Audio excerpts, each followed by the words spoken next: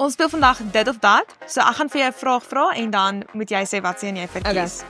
Haardroër of krultang?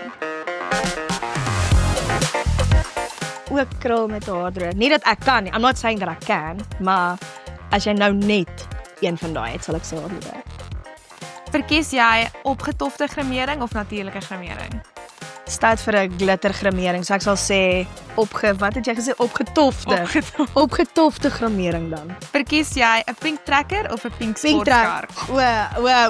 Okay, you got me there, Amber. Pink sportkar, stadsmeisie.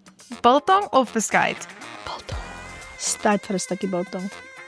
Verkies jy 'n seevakansie of 'n vakansie in die bos? As dit 'n seevakansie op soos 'n tropical island is, dan ja.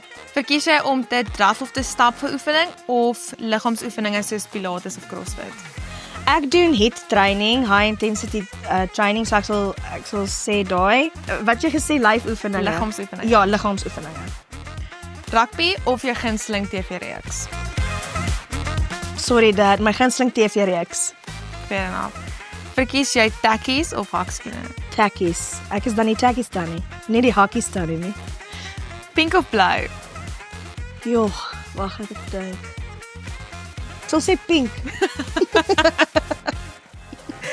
Verkies jy 'n dag in die ateljee of 'n dag op die stel van 'n musiekvideo? Dag op die stel van die musiekvideo. In die ateljee is so stresvol. Ja, musiekvideo 100%.